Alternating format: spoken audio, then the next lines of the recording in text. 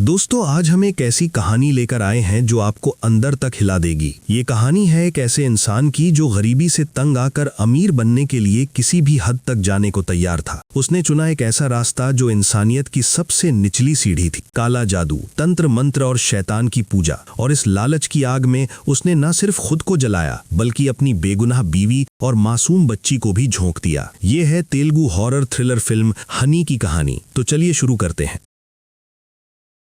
कहानी की शुरुआत होती है एक पहाड़ की गहरी गुफा से। कुछ लोग उस गुफा में जाते हैं, देखने में शहरी, पढ़े लिखे, सभ्य, लेकिन वहां उनका मकसद कुछ और ही था। उस गुफा में रहने वाले एक आदिवासी समुदाय के साथ वे एक अजीब पूजा में शामिल होते हैं। ये कोई साधारण पूजा नहीं थी। ये समुदाय किसी देवता की नहीं बल्कि एक शैतान की उपासना करता था। पूजा की अगुवाई एक बुजुर्ग तांत्रिक औरत कर रही थी। उसने एक अनुयायी के सिर पर पत्थर मारा और जो खून बहा वो शैतान के चरणों में अर्पित किया गया। फिर उस खून की एक एक बूंद हर भक्त की जीभ पर रखी गई। बस यही था उस भयानक रिवाज का अंत। अब आप सोच रहे होंगे, ऐसी चीजें तो सिर्फ जंगलों और पहाड़ों में होती हैं, शहर में कहाँ? लेकिन दोस्तों, अंधविश्वास का जहर सिर्फ पहाड़ों में नहीं फैला, ये शहरों की चमचमाती गलियों में भी छुपा बैठा है। और उसी जहर का शिकार था आनंद। आनंद एक मामूली इंसान था। घर में पैसों की किल्लत थी, लेकिन मेहनत करने की जगह उसने रास्ता चुना था तंत्र मंत्र का। ऑफिस में भी यही हाल था, काम कम, टोने टोटके ज्यादा। उसके डेस्क के दराज में नींबू, फूल, जली हुई मिर्च और न जाने क्या क्या भरा पड़ा था। एक दिन सहकर्मियों का सब्र टूट गया। उन्होंने आनंद की जमकर पिटाई की और धक्के मारकर ऑफिस से बाहर निकाल दिया। फटे कपड़ों और लहूलुहान बदन के साथ आनंद घर लौटा। घर में उसकी पत्नी ललिता अपनी छोटी बेटी मीरा को लोरी गाकर सुला रही थी। ललिता ने आनंद की हालत देखी तो अस्पताल ले जाने की बात की, लेकिन आनंद का दिमाग कहीं और था। उसने मीरा को देखा और कहा, ये बच्ची अपशकुन है, इसके पैदा होने के बाद से ही मेरी किस्मत बिगड़ गई। और ललिता को भी कोसा, तुमसे शादी ना करता तो ये सब नहीं होता। इतना कहकर वो अंदर चला गया। कमरे में रखे सभी देवी देवताओं की तस्वीरें हटा दी और उस जगह लगा दी उसी शैतान देवता की तस्वीर जिसकी पूजा पहाड़ की गुफा में होती थी। वक्त गुजरता रहा, 6 साल बीत गए। आनंद की आदत में कोई बदलाव नहीं आया, न कोई नौकरी, न कोई काम धंधा, बस यहाँ वहाँ घूमना और मौका मिलने पर तंत्र साधना करना। घर का बोझ पूरा ललिता के कंधों पर था। वो एक स्कूल में पढ़ाती थी जिससे किसी तरह घर चलता था और मीरा की पढ़ाई होती थी, लेकिन उधारी बढ़ती जा रही थी। कर्जदार दरवाजे पर दस्तक देते थे। जब ललिता ने आनंद से काम की बात की तो उसने उस पर हाथ उठा दिया। उसकी एक ही रट थी, एक दिन तंत्र मंत्र से सब कुछ मिलेगा, एक दिन मैं बहुत अमीर बन जाऊंगा। ललिता की चाहत बड़ी छोटी थी, बस ईमानदारी से जीना, थोड़ी सी कमाई में खुश रहना। लेकिन आनंद के लालच के आगे उसकी एक न चली। फिर मोहल्ले वालों ने भी बगावत कर दी। काला जादू की वजह से वो डरते थे, कहीं कोई श्राप न लग जाए। उन्होंने मिलकर दबाव बनाया और मकान मालिक ने आनंद को 2 दिन में घर खाली करने का हुक्म सुना दिया। आनंद बिना कुछ कहे वहां से चला गया। 3 और साल बीत गए। नए शहर में ललिता ने एक स्कूल में नौकरी पकड़ ली और मीरा को भी उसी स्कूल में पढ़ाने लगी। आनंद की आदतें जस की तस थीं। एक दिन स्कूल से लौटते हुए ललिता और मीरा ने ऊपर के फ्लैट से गाने की आवाज सुनी। मीरा को संगीत बहुत पसंद था और ललिता भी शादी से पहले गाया करती थी। दोनों उत्सुकता से ऊपर गईं। दरवाजा खुला तो एक बुजुर्ग निकले। बताया कि उनकी बेटी गा रही थी। वो उसी स्कूल में म्यूजिक टीचर के तौर पर ज्वाइन करने वाली थी। थोड़ी देर बाद टीचर भी बाहर आईं, सबसे मिली जुली और मीरा को गाना सिखाने का वादा किया। लेकिन एक पल था जो मीरा को असहज कर गया। उस बुजुर्ग ने मीरा को गोद में बैठाया। बाहर से देखने पर यह सामान्य था, लेकिन मीरा को उसके स्पर्श में कुछ गलत लगा। उस रात ललिता को पता चला कि आनंद किसी सारंग पाणी नाम के तांत्रिक से मिला था। वो दोनों किसी बड़े काम की बात कर रहे थे। ललिता ने आड़ से कुछ शब्द सुने। सारंग पाणी ने कहा था कि इस काम के लिए मीरा को चाहिए, बदले में बहुत पैसों का लालच दिखाया। आनंद थोड़ा झिझक रहा था, लेकिन सारंग पाणी ने झिड़की दी, नखरे मत करो, तुम्हारी बेटी की जरूरत है इसीलिए तुम्हें चुना, वरना और भी लोग हैं। ये सुनकर ललिता का दिल बैठ गया। वो समझ गई कि कुछ बहुत गलत होने वाला है। उसने आनंद से लड़ाई शुरू की तो उसने उसे मारपीट कर चुप करा दिया। मीरा रोने लगी। ऊपर से म्यूजिक टीचर और उनके बाबा नीचे आ गए और मीरा को अपने साथ ले गए ताकि वो इस ड्रामे से दूर रहे। अगले दिन स्कूल में मीरा ने ललिता को छोटी आवाज में एक बात बताई, मम्मी, रात को सोते वक्त उस टीचर के बाबा ने मुझे बुरे तरीके से छुआ। ललिता का दिल टूट गया। उसने मीरा को गले से लगाया और वादा किया, अब कभी वहां नहीं जाओगी। उस रात आनंद छत पर बैठकर दारू पी रहा था। ललिता गई और उससे विनती की, कम से कम मीरा के सामने लड़ाई मत करो, इसका असर उस पर पड़ता है। आनंद बोला, ठीक है, लेकिन पहले मुझे 10 दिन के लिए बाहर जाना है। वापस आऊंगा तो सब बदल जाएगा। बहुत जल्द हम अमीर होंगे। ललिता ने सोचा, कम से कम इस दौरान वो मीरा को लेकर गुरुजी के आश्रम में चली जाएगी। अगले दिन सुबह आनंद निकल गया और ललिता मीरा आश्रम पहुंच गई। आश्रम में एक सेवक था, आचार्य। बचपन में परिवार खो चुका था, तब से आश्रम ही उसका घर था। सीधा साधा, अच्छे दिल का इंसान। मीरा जब उसके पास मिली तो ललिता ने उसे अपना भाई मान लिया। आचार्य ने मीरा को एक लकड़ी का खिलौना दिया। कुछ दिन बड़ी शांति से बीते, लेकिन गुरुजी ने एक बात कही जो दिल को बेचैन कर गई। मीरा पर कोई खतरा मंडरा रहा है। काश किसी को पता होता कि वो खतरा मीरा का अपना बाप था। 10 दिन बाद आनंद आश्रम आया। उसके चेहरे पर अजीब सी खुशी थी, जैसे कोई सौदा पक्का हो गया हो। उसने पहली बार मीरा से प्यार से बातें की। मीरा हैरान थी, पापा ने कभी ऐसे बात नहीं की थी। जब ललिता सामान बांध रही थी, आचार्य आया। उसने मीरा को एक और खिलौना देते हुए आनंद से पूछा, कभी मीरा से मिलने आ सकता हूँ?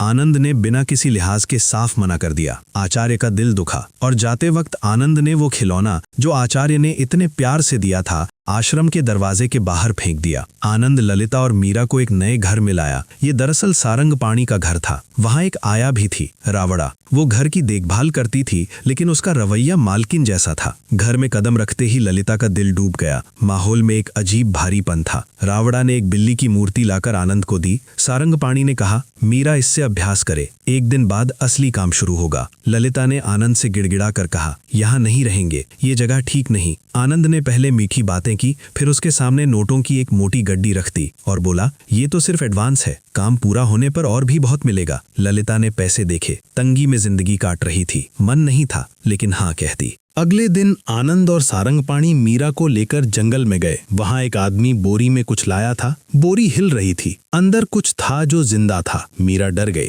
वो उसे छूना नहीं चाहती थी। उस आदमी ने धमकाते हुए कहा, इसे सिर्फ मीरा को पकड़ना है, कोई और नहीं पकड़ेगा, और रास्ते में कहीं नीचे नहीं रखना। मीरा को इस काम के लिए इसलिए चुना गया था क्योंकि उसका मासिक धर्म अभी शुरू नहीं हुआ था। आनंद ने बहुत समझा बुझाकर मीरा को वो बोरी पकड़वा दी। घर लौटे तो ललिता मीरा की तरफ दौड़ी, लेकिन आनंद ने उसे रोक दिया। मीरा को एक खास कमरे में ले जाया गया। बोरी खुली, अंदर से एक बिल्ली निकली। रावणा ने रस्सी लाकर उसे बांध दिया और मीरा के लिए बिस्तर भी लगा दिया। अगले कई दिन मीरा को उसी कमरे में उस बिल्ली के साथ रहना था। कमरे का दरवाजा बाहर से बंद रहता था। रावणा समय समय पर खाना दे जाती। जब जरूरत पड़ती तभी मीरा को बाहर लाया जाता और उसे सिखाया जाता कि बिल्ली के गले में फंदा कैसे डाला जाता है, क्योंकि कुछ दिन बाद उसे असल बिल्ली के साथ यही करना था। एक दिन बिल्ली कराहने लगी। आनंद दौड़ा। ललिता भी मीरा के पास जाना चाहती थी, लेकिन आनंद ने उसे रोक दिया। आनंद और रावणा ने छत से एक लंबी रस्सी लटकाई, फिर कमरे से बाहर आ गए। सारंगपाणी को फोन किया, वो भी आ गया। मीरा को पहले से सिखाया जा चुका था। उसने कांपते हाथों से रस्सी का फंदा बनाया और बिल्ली के गले में डाल दिया। फिर वो कमरे से बाहर निकल आई। थोड़ी देर तड़पने के बाद बिल्ली ने 4 बच्चों को जन्म दिया। सारंगपाणी ने आनंद से पूछा, म्यूकस आया? आनंद ने हाँ में सिर हिलाया। सारंगपाणी ने कहा, अब रस्सी खींचो, और आनंद ने रस्सी खींची। बिल्ली को फांसी पर चढ़ा दिया। ये दृश्य देखकर ललिता का पूरा वजूद हिल गया। वो गिर पड़ी। आनंद ने उसे उठाया और कमरे में फेंक दिया। अंदर मीरा ने एक बर्तन में म्यूकस इकट्ठा किया। रावणा उसे शैतान देवता के सामने ले गई और उसने वो बर्तन देवता के चरणों में रख दिया। सारंगपाणी ने विशेष पूजा की। मीरा कमरे में लौटी। झाड़ू लग चुकी थी। बच्चे हटा दिए गए थे, लेकिन ऊपर वो मरी हुई बिल्ली अभी भी झूल रही थी। मीरा ने ऊपर देखा और तभी उसे लगा बिल्ली ने अपना मुंह उसकी तरफ घुमाया और म्याऊं किया। मीरा डर से चीख पड़ी। कुछ दिन बाद सारंगपाणी के पास नया क्लाइंट आया। नई पूजा के लिए एक और गर्भवती बिल्ली चाहिए थी। उसने जंगल वाले आदमी को पैसे देकर 10 दिन में बिल्ली लाने को कहा, लेकिन समस्या थी ललिता। वो बार बार मीरा को रोकने की कोशिश करेगी, इसलिए उन्होंने एक घिनौनी योजना बनाई। रावणा ने ललिता के खाने में जहरीले मशरूम का घोल मिला दिया। ललिता और भी बीमार हो गई। फिर एक डॉक्टर बुलाया गया। उसने ललिता को एक ऐसा इंजेक्शन दिया जिससे वो 24 घंटे बेहोश रहती। रोजाना इंजेक्शन लगाने का कहा। साथ ही ये भी बताया कि इसके साइड इफेक्ट होंगे, बहुत तेज हिंसक प्रतिक्रिया। डॉक्टर के जाते ही ललिता बिस्तर पर छटपटाने और चीखने लगी। उसके हाथ पांव बंधी हुए थे। खिड़की के बाहर से मीरा ये सब देख रही थी, बेबस, अकेली, टूटी हुई। अगले दिन मीरा माँ से मिलना चाहती थी। रावणा ने दरवाजे पर ताला लगा दिया। माँ के बिना मीरा बिल्कुल अकेली थी और उस अकेलेपन में उस मासूम बच्ची ने एक कल्पना को जन्म दिया। उसने सोचना शुरू किया एक ऐसे दोस्त के बारे में जो उसी जैसी दिखती थी लेकिन बिल्ली की तरह थी, आधी इंसान आधी बिल्ली। मीरा ने उसका नाम रखा हनी, क्योंकि माँ उसे बचपन में हनी बुलाया करती थी। हनी मीरा से बातें करती, उसे समझाती। हनी ने बताया माँ को इसीलिए बीमार रखा गया है ताकि तुम्हें जब चाहे ले जाए और माँ रोक ना सके। मीरा माँ से मिलना चाहती थी। हनी ने कहा मुझे पता है चाबी कहाँ छुपी है। हनी मीरा को पूजा के कमरे में ले गई और चाबी दिखाई, लेकिन जब मीरा माँ के दरवाजे के पास गई और दरार से झांका, उसने जो देखा वो डरावना था। माँ का व्यवहार बिल्कुल बदल चुका था। मीरा वापस चली गई। अगले दिन डॉक्टर ने मीरा का खून लिया। जब मीरा ने विरोध किया, डॉक्टर ने उसे थप्पड़ मार दिया। मीरा चुप हो गई, आंसू पी गई। फिर वो आनंद के पास गई, रोते हुए बोली, पापा मुझे यहाँ नहीं रहना, मैं मम्मी के पास रहना चाहती हूँ, स्कूल जाना चाहती हूँ। आनंद ने उसकी बात अनसुनी कर दी। मीरा अकेले कमरे में आ गई और फिर से हनी को बुला लिया। हनी उसके पास बैठी और बोली, मैं हूं ना। दिन बीते, हफ्ते बीते, महीने बीते, एक के बाद एक गर्भवती बिल्लियां आती रहीं। मीरा से वही सब करवाया जाता रहा और हनी ने एक रात मीरा से कहा, तुम यहाँ से कभी आजाद नहीं होगी। एक बिल्ली मरती है, दूसरी आती है, ये सिलसिला कभी नहीं रुकेगा। मीरा सुनती रही। उसकी आंखों में आंसू थे, लेकिन वो रोई नहीं, जैसे अंदर से कुछ टूट चुका हो। इधर आचार्य को 1 साल से ललिता और मीरा का कोई हालचाल नहीं मिला था। वो परेशान हो गया। ललिता के स्कूल गया, म्यूजिक टीचर से पूछा, किसी को कुछ नहीं पता था। आचार्य उन्हें ढूंढने निकल पड़ा। उधर ललिता को अब भी रोज इंजेक्शन दिए जा रहे और मीरा को भी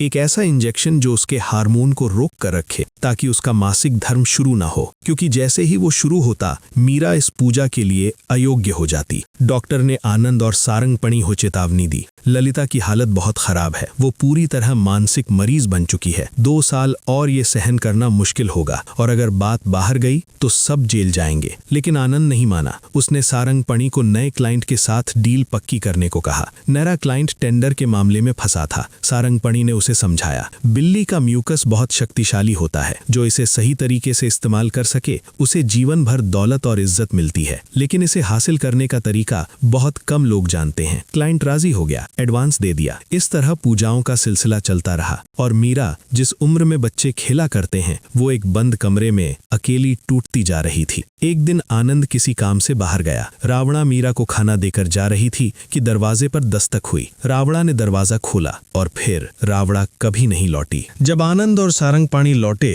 रावणा कहीं नहीं थी। उन्होंने सोचा पैसे लेकर भाग गई होगी, लेकिन पैसे सब सही सलामत थे। इसी बीच एक और लड़की आई, मीरा से थोड़ी छोटी। अब इस नई लड़की से काम करवाने की योजना थी। उसे लेकर वो पहाड़ की उसी तांत्रिक औरत के पास गए। घर में अकेली मीरा और हनी। हनी ने कहा, घर में कोई नहीं है, मम्मी के पास जाओ। मीरा डरती थी मम्मी का हाल देखकर, लेकिन हनी ने हौसला दिया। मीरा माँ के पास गई, रोते हुए बोली, मम्मी चलो यहाँ से भाग जाते हैं। ललिता ने मीरा को गले से लगाया। एक लंबी चुप्पी के बाद बोली, डर मत, मैं तुझे आजाद कराऊंगी। रात को आनंद उस नई लड़की को लेकर लौटा। उसके हाथ में बिल्ली की बोरी थी। मीरा ने वो देखा और चुपचाप एक काम किया। आनंद की सोडा की बोतल में कई गोलियां मिला दी। रात को आनंद ने सोडे के साथ दारू पी और गहरी नींद में चला गया। मीरा ने माँ के कमरे का दरवाजा खोल दिया। बाहर बारिश हो रही थी। ललिता बाहर निकली। बारिश की बूंदें उसके चेहरे पर पड़ी। न जाने कितने वक्त बाद उसने ऐसा कुछ महसूस किया था। उसने आनंद को इंजेक्शन लगाया। फिर मीरा ने उस नई लड़की और बिल्ली को आजाद कर दिया और ललिता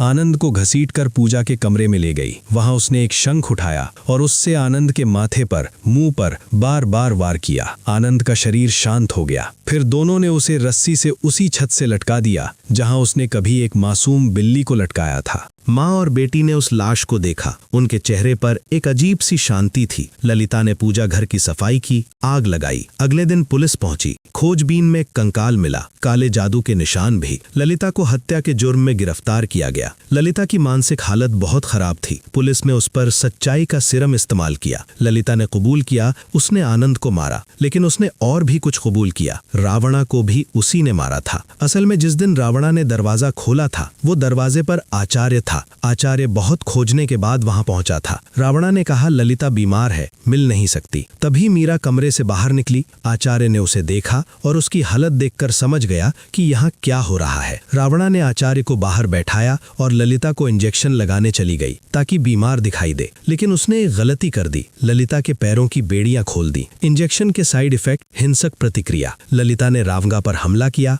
बेड़ियों के फंदे से उसे खत्म कर दिया। चीखने की आवाज सुनकर मीरा और आचार्य अंदर आए। वो मंजर देखा। आचार्य ने ललिता को बहन की तरह माना था। उसने रावणा की लाश घर के पास दफना दी। पूछताछ में आचार्य ने सच बता दिया। लेकिन दोस्तों, एक बात आपने शायद नोटिस की होगी, जब ललिता को घर से बाहर निकाला गया, मीरा कहाँ थी? पुलिस ने भी यही पूछा। ललिता ने जवाब दिया और उसका जवाब सुनकर कमरे में खामोशी छा गई। ललिता बोली, मीरा की जिंदगी बर्बाद करने में मेरा भी हाथ है। वो बचपन से बाप का प्यार नहीं देख पाई। जब उसे गुड्डे गुड़ियों से खेलना चाहिए था, तब उसके बाप ने उससे निर्दोष जानवर मरवाए। हार्मोन के इंजेक्शन से उसका शरीर बर्बाद हो गया। त्वचा रोग, बीमारियां और सबसे बड़ी बात, अकेलेपन ने उसे अंदर से तोड़ दिया। वो हकीकत और कल्पना में फर्क नहीं कर पाती थी। वो एक काल्पनिक बिल्ली इंसान से बातें करती थी। मुझे डर था कि वो इस दुनिया में कभी सामान्य नहीं रह पाएगी। उसे और कष्ट नहीं देना चाहती थी, इसलिए मैंने उसे आजाद कर दिया। पुलिस समझ गई, ललिता आजाद करने के चक्कर में अपनी ही बेटी को मार चुकी थी। उसका मकसद जुल्म नहीं था, लेकिन उसका दिमाग इतना टूटा हुआ था कि मुक्ति और मौत में फर्क नहीं रहा। दोस्तों, इस कहानी में जो भी काले जादू की राह पर गया, कोई नहीं बचा। न आनंद, न सारंग पाणी, न रावणा। अमीर बनने का कोई शॉर्टकट नहीं होता। असली रास्ता वही है जो ललिता जानती थी, ईमानदारी, मेहनत और अपने हुनर पर भरोसा। लेकिन लालच ने एक पूरा परिवार तबाह कर दिया। एक मासूम बच्ची की जिंदगी बर्बाद हो गई और एक माँ जो अपनी बच्ची को प्यार करती थी, उसी बच्ची की जान लेने पर मजबूर हो गई। यही है हनी की कहानी, एक दर्दनाक सबक जो हमें याद दिलाता है कि लालच का अंजाम हमेशा विनाश होता है। अगर ये वीडियो आपको पसंद आया तो इसे अपने दोस्तों के साथ जरूर शेयर करें। धन्यवाद।